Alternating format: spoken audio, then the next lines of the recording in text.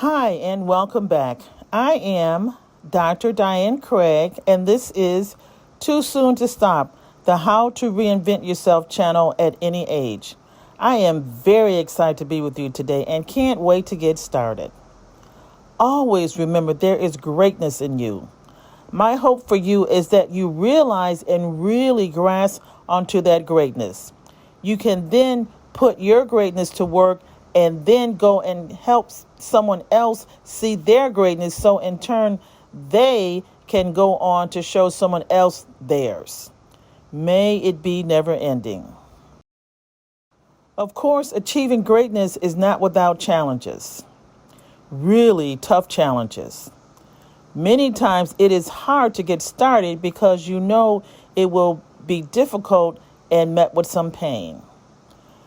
No one likes difficulty and pain, and especially not at the same time. It is a major turnoff to many. In fact, you frequently take the easy road and will say you will get to it someday. You instead look for any activity which is familiar and easy as a distraction from doing what you know you should be doing. TV binge watching is one of my favorite and biggest outlet for me.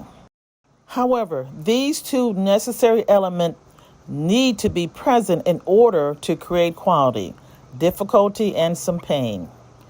Quality that will help others and yourself, but it is still nonetheless hard. Furthermore, sometimes things get so hard it seems impossible to accomplish your goal. Failure is always a possibility, of course. With the failure comes pain and things will go awry. Always keep in mind a setback is just a setup for a comeback.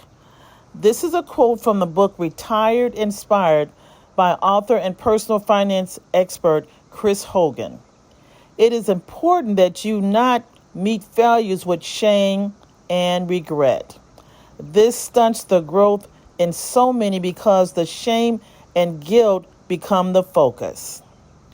Instead, see the failure as an opportunity to grow so that you can continue on your journey to become the best version of yourself. The best you. May sound crazy, but get excited when mistakes and failures happen.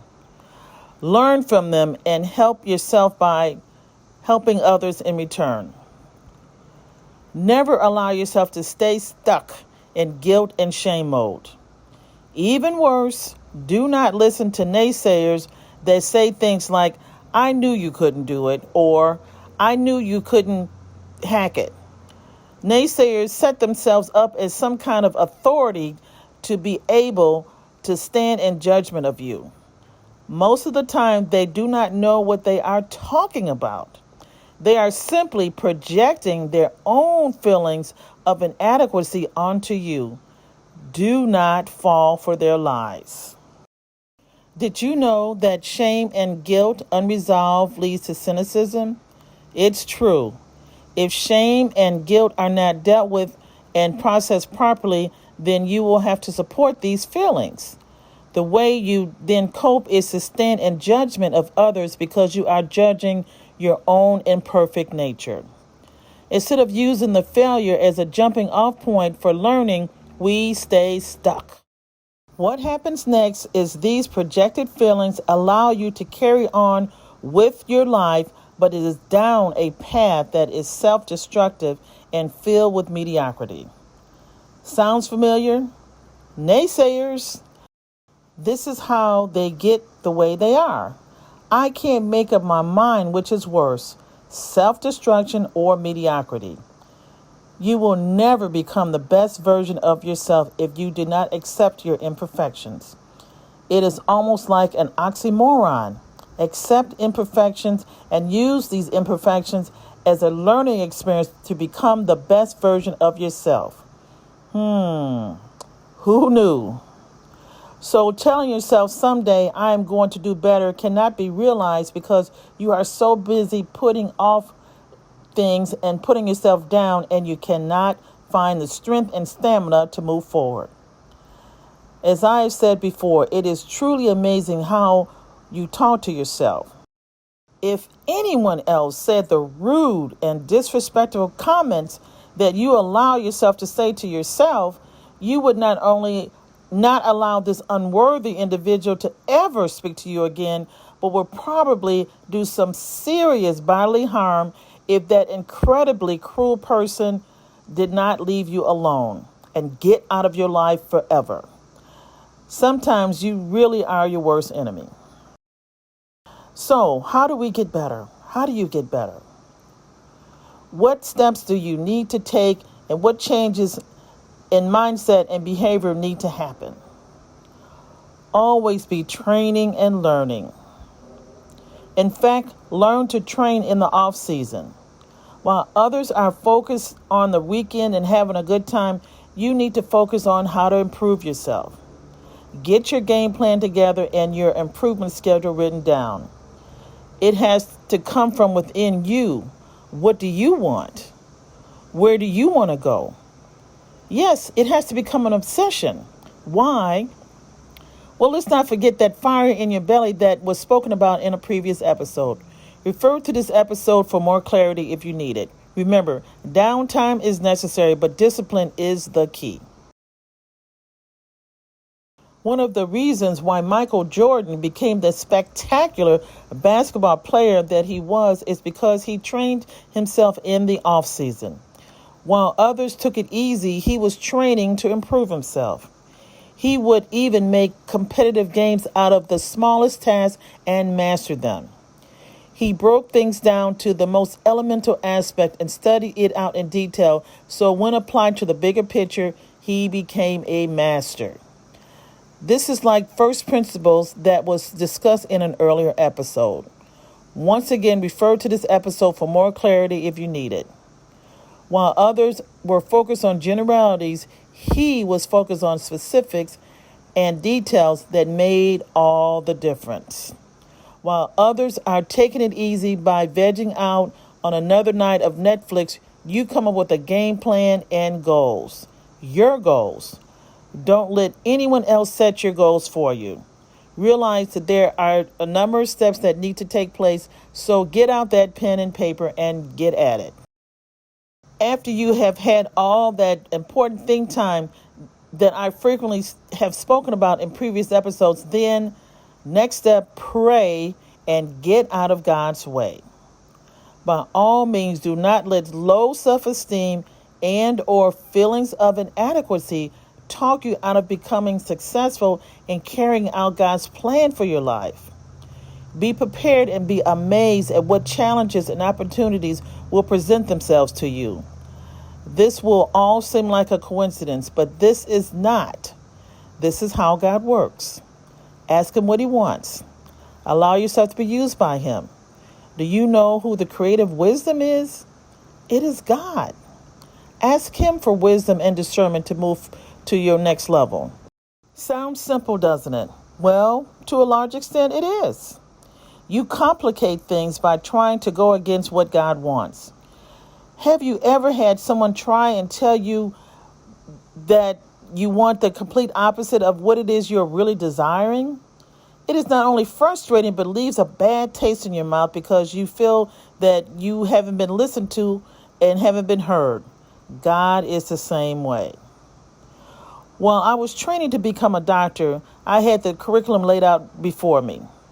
I could not show up for a class at Tuesday at 10 a.m. when it was held Thursday at 8 a.m. I had to follow instruction and put in the hard work to complete the task before me so I could get the training I needed. I had to be mindful and observant of what was going on around me so I could learn what I needed to learn in order to be properly trained. It is imperative that I ask a lot of intelligent questions from those who already had accomplished what I was trying to do to show them that I was paying attention, doing my homework, and ready to move on to the next level. Now, this was not easy as I had to put in a lot of hard work and study hard, but I knew which roadmap to take to achieve my goal. Learn to learn from others who have already accomplished what you are trying to do. We are all so fortunate to have the internet, YouTube, and books at our disposal to accomplish much of this. Be observant and mindful of what is going on around you. Success is in store for you if you approach your goal with the sincerity and integrity that God is looking to use. God and the world is waiting on you. Getting back to Michael Jordan, making competitive games out of the smallest tasks and mastering them. Keep this in mind when approaching whatever challenges you are facing. Always keep in mind that challenges, while may be scary, are a necessary part of growth and creating something that is great and useful to others as well as yourself. Think time must be scheduled on a daily basis in order to proceed ahead. Isn't it great to know that you have a fantastic future ahead of you because you are allowing yourself to be used by God? Sometimes you have to let go of things from your past and move on. In most cases, there is very little you can do to change your past. Did you grow up in a dysfunctional family? Well, we all have. Remember the story of Cain and Abel from the Bible? Cain and Abel were Adam and Eve's two sons. Cain killed Abel with a rock. If this is not the epitome of dysfunction, I don't know what is. Cain did this because he was jealous of his brother. Abel found favor in God's eyes because of a sincere heart. Cain did not want to approach God with the sincerity needed to have a great relationship with him. He thought he had a better way. He resented and was jealous of Abel's sincere heart. Cain projected his unresolved feelings of inadequacy on Abel, which led to a lot of criticism and cynicism. Instead of trying to be more like his good-natured and good-hearted brother, Cain made the decision voluntarily and on his own to continue to have ill will toward Abel. Cain was not willing to put in the work that it takes to have a great relationship with God. Cain thought he had a better way, and however, he quickly realized that it was not producing the results that he desired. God continued to find favor with Abel and not with Cain. Cain became more and more jealous and resentful. This eventually led to Cain not wanting Abel to even breathe air, so he killed him. Unresolved resentment caused cynicism, which led Cain to believe that this was the only way he could be content and happy. Never mind the consequences on Abel, his parents, and himself. He could not see past the desire to get rid of his feelings of inadequacy at any cost, right down to committing murder. In Cain's mind, he was the victim, and it was all Abel's fault. Maintaining unresolved feelings of inadequacy and resentment instead of trying to resolve them leads many to take on the victim mentality. Doing this is also a decision. It's a poor decision, but nonetheless, it is a decision. You make the decision to be a victim. Well, guess what? You can also decide to become a victor. It's your choice. The choice is yours. Start now. Don't wait until someday. Finally, a lot of forgiveness on your part and others for not being perfect is necessary to move forward. Forgive yourself for taking so much time to move forward. Forgive others for their imperfections. Remember 1 Corinthians 13, love keeps no records of wrong. Please do the exercise that I suggested during an earlier episode that places your name in place of the word love while reading this scripture. It will be a real eye-opener and hopefully will make you see the need for urgency to move forward and change. Do not wait for someday. Till next time, praying for your success and wishing you the very best.